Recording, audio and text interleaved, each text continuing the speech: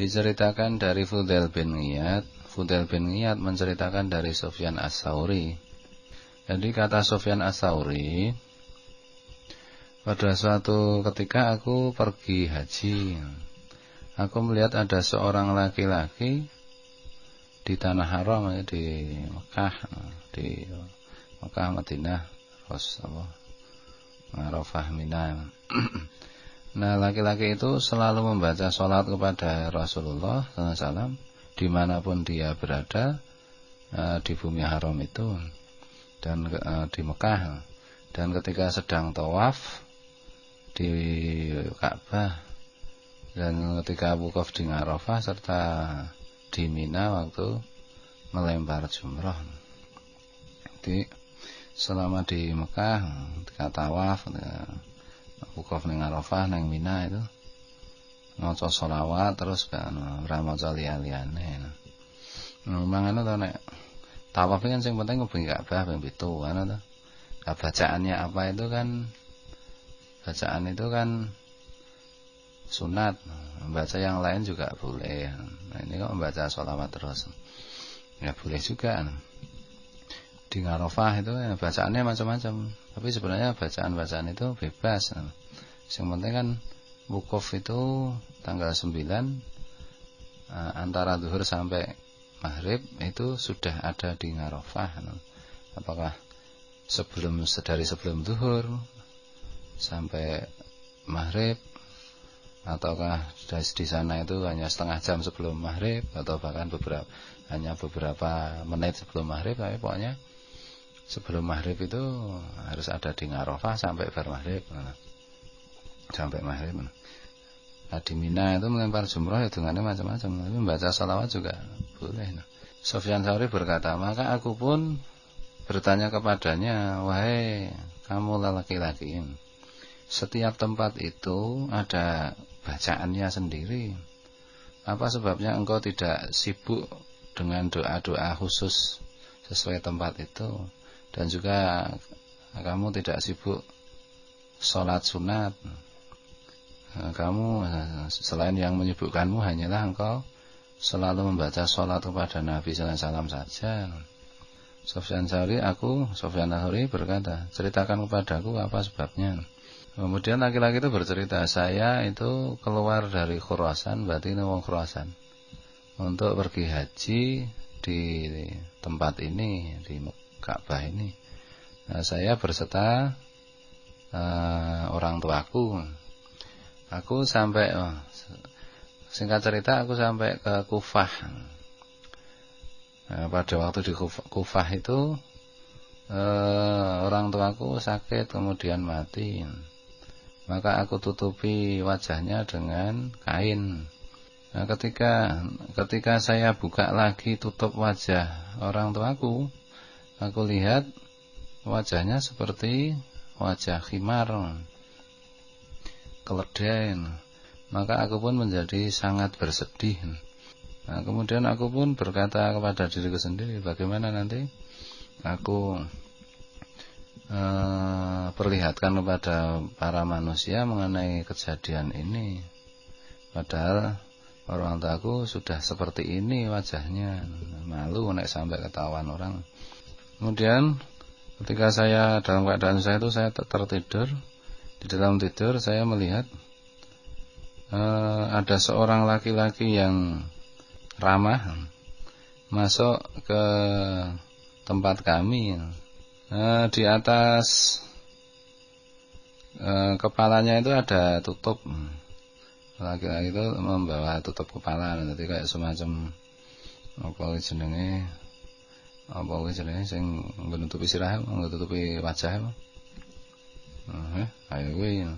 Kemudian dia membuka tutup wajahnya. Kemudian dia berkata kepadaku, apa yang menyebabkanmu begitu bersedih? Saya pun menjawab dalam mimpi itu, bagaimana saya tidak bersedih dengan cobaan seperti ini. Kemudian laki-laki itu mendatangi orang tuaku, ayahku. Kemudian dia mengusap wajah ayahku. Tiba-tiba wajah ayahku itu kembali biasa, terbebas dari cobaan itu. Kan kayak himar tuh. Kemudian saya pun mendekati ayahku dan laki-laki itu membuka wajah ayahku. Nah, ketika aku melihat wajah ayahku, ternyata wajah ayahku itu seperti rembulan yang terbit di malam purnama. Mau kayak himar terus diusap laki-laki itu terjadi seperti itu. Kemudian saya bertanya, siapakah engkau? Orang itu menjawab, saya adalah Al-Mustafa. Mustafa itu salah satu gelar Nabi. Kemudian aku pun memegang ujung selendang laki-laki tersebut. Saya pun berkata, demi Allah Ta'ala, ceritakanlah kisah mengenai mengapa bapakku tadi seperti itu. Kemudian Al-Mustafa Kanjeng Nabi yang dalam mimpi orang itu bersabda, sesungguhnya ayahmu ini orang yang memakan riba. Dan di antara hukum Allah Ta'ala itu bahwa siapa saja yang memakan riba, maka wajahnya akan dijadikan oleh Allah seperti wajah keledai. Ada kalanya di dunia, ada kalanya di akhirat. Dan Allah telah benar-benar menjadikan wajah ayahmu dengan wajah himar keledai di dunia ini. Ayahmu ini itu ketika hidup di dunia kemarin itu selalu membaca sholawat kepadaku setiap malam sebelum dia tidur 100 kali.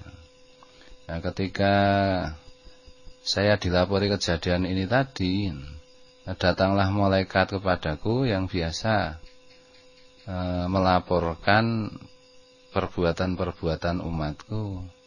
Malaikat itu mengabarkan kepadaku kejadian ini. Maka aku pun memohonkan kepada Allah Ta'ala,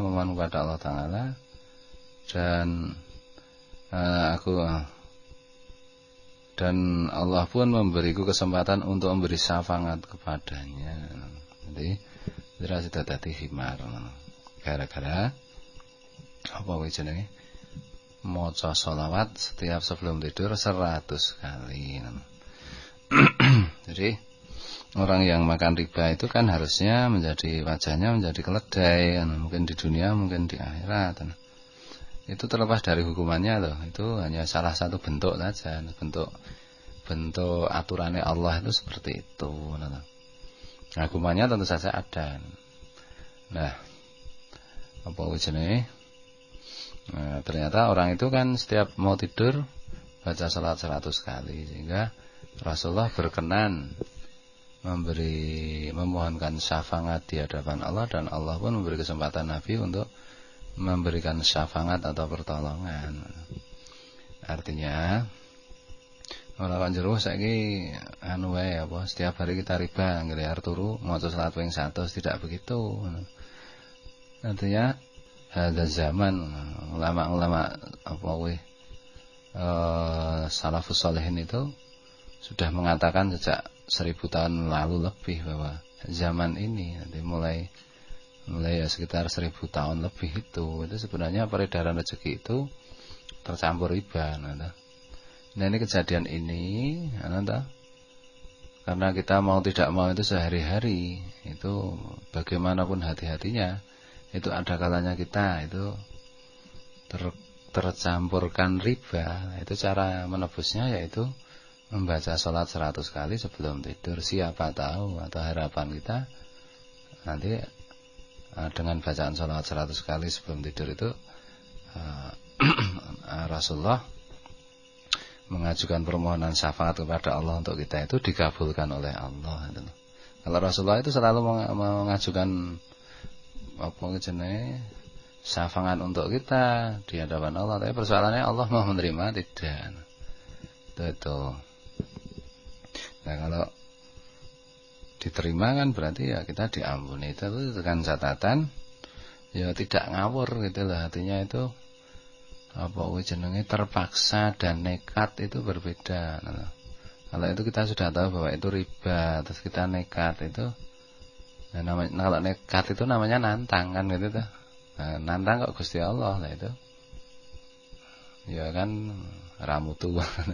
Artinya itu ya mana bisa kita. Tapi kalau terpaksa itu artinya ya bagaimana lagi, karena memang ya misalnya peredaran rezeki itu sekarang mau tidak mau harus memakai mata uang. Mata uang itu harus mau tidak mau itu berhubungan dengan perbankan. Perbankan itu kaul yang kuat, meskipun ada yang mengatakan bahwa perbankan itu bukan termasuk riba, tapi kaul yang lebih sahih itu mengatakan itu bagian dari lembaga riba. Walaupun misalnya ono bank mengatasnamakan Islam, tapi kan tetap ada kaitannya juga mata uang itu dengan bank secara global, secara internasional, itu tuh. Itu artinya mau tidak mau kita itu berhubungan dengan lembaga-lembaga yang riba. Nah, terpaksa dan suka-suka kan berbeda. Kalau kita dengan sukaria berhubungan dengan lembaga-lembaga riba, atau kita itu tentu berbeda, itu namanya menantang Gusti Allah. Tapi kalau kita terpaksa itu ya masih ada harapan untuk dimaklumi kan itu. Artinya terpaksa betul-betul sebenarnya tidak suka, tidak cocok, tapi ya bagaimana lagi. Misalnya mau haji ya harus bayar di bank, mau apa ya harus di bank. Terpaksa, kalau tidak terpaksa dihindari misalnya. Itu yang berkaitan dengan mata uang, dengan apa jenenge distribusi harta benda itu. Ada juga riba itu kan secara langsung kita lakukan gitu loh. Yang riba secara langsung itu ya misalnya kita ngutangi 1.000 dengan perjanjian nanti dikembalikan 1.200 ngerolas itu loh misalnya. Atau 1.100 atau malah 1.500, itu namanya riba. Ora riba kok iki ora anake mung saking bungahku. Kowe gelem ngutangi aku, sesuk aku nek nyaur tak tambahi 200. Itu riba. Nah lho. Riba itu begitu. Nah lho. Itu juga bank-bank yang mengatasnamakan Islam itu ya dalam prakteknya ya masih terlalu jauh dengan aturan Islam. Mungkin diceritani Mas Piin. Pak Ki Hasim. Pak Ki Hasim ki eman mana ya, temen lah. Nah, itu dijadikan dewan penasehat bank Islam neng UI pengantin. Setelah melihat aturan-aturannya ya nggak mau. Ini bukan bank Islam ini. Satu kasus saja semuanya itu hampir begitu. BMT, sing seneng BMT itu.